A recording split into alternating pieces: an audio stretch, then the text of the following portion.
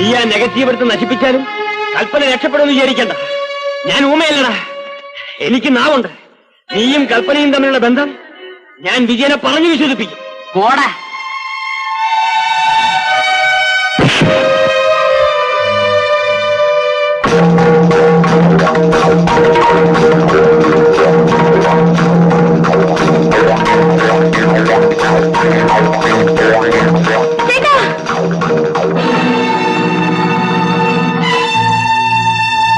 എല്ലാം ഞാൻ കേട്ടു.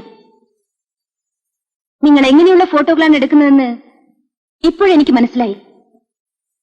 എങ്ങനെയാണ് ഇത്രയേറെ പണം സമ്പാദിക്കുന്നതെന്നും ഇപ്പോൾ മനസ്സിലായി. രവതി, അത് ആ നെഗറ്റീവ് തരൂ. ഇല്ല, തരില്ല. നിന്റെ കൂട്ടുകാരി എങ്ങനെയുള്ളവളാണെന്ന് നിനക്ക് അറിഞ്ഞുകൂടാ. അവൾ ചീത്തയാണ്, കല്യാണത്തിന് മുമ്പ് പിഴച്ചവളാണ്. ആ കഥ ചേട്ടനേക്കാൾ കൂടുതൽ എനിക്കറിയാം. വിശ്വസിച്ചവൻ വഞ്ചിച്ചപ്പോൾ മരിക്കാൻ വിഷം കഴിച്ചോളാണ് കൽപ്പന. ഞാനാണ് അവളെ ഹോസ്പിറ്റലിൽ എത്തിച്ചത്. ഹോസ്റ്റലിലെ ഡോക്ടർ വാസന്തിയാണ് അവളെ രക്ഷിച്ചത്. മരണത്തോട് മല്ലിടുന്ന അവളുടെ ശരീരം കൊത്തിത്തിന്നാൻ കാത്തിരിക്കുന്ന കഴുകനാണ് നിങ്ങൾ.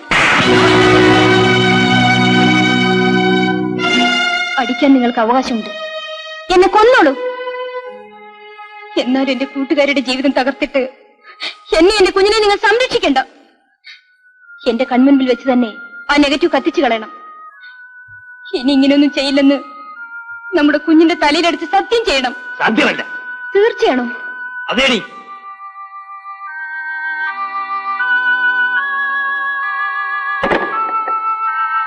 എടാ പട്ടി, സന്തോഷത്തോടെ കഴിഞ്ഞ എന്റെ കുടുംബജീവിതം നീ തകർത്തില്ലടാ. എത്രയോ കുടുംബജീവിതങ്ങൾ തകർത്ത് തരിപ്പണമാക്കിയ പരമദ്രോഹിയാണ്ടാ നീ.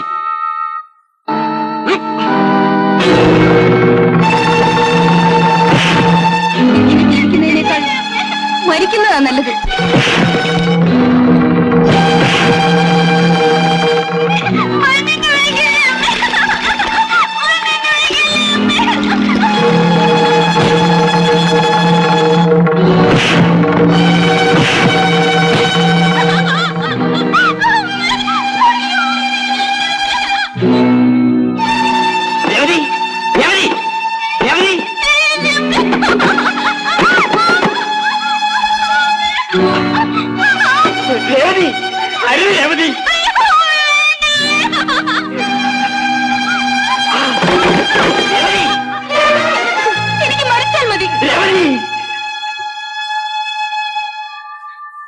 എന്നോട് ക്ഷമിക്കൂ രേവതി, എനിക്ക് മാപ്പ് തരൂ രേവതി.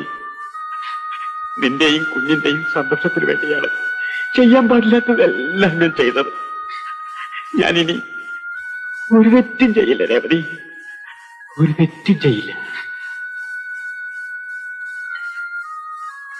ഇതാ നീ ആവശ്യപ്പെട്ട നെഗറ്റീവ്.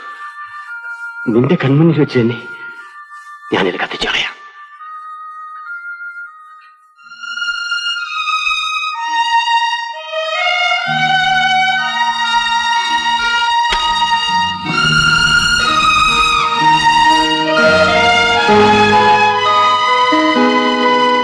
നിങ്ങളുടെ മനസ്സിന്റെ മാലിന്യവും ഈ തീയിലെരിഞ്ഞടങ്ങട്ടെ ബാബു.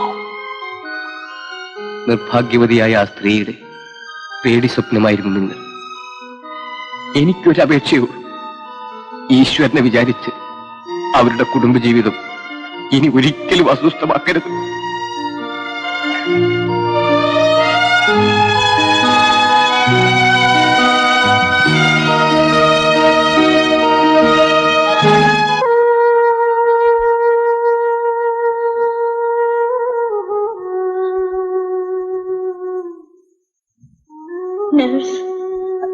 അദ്ദേഹം എവിടെ? പുറത്തുണ്ട്.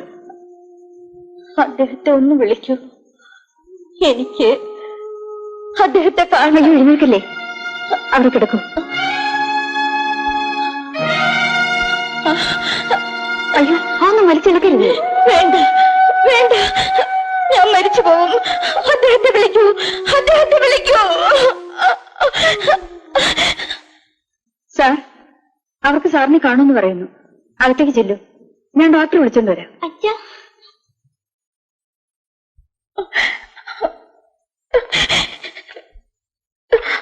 കൽപ്പനെ,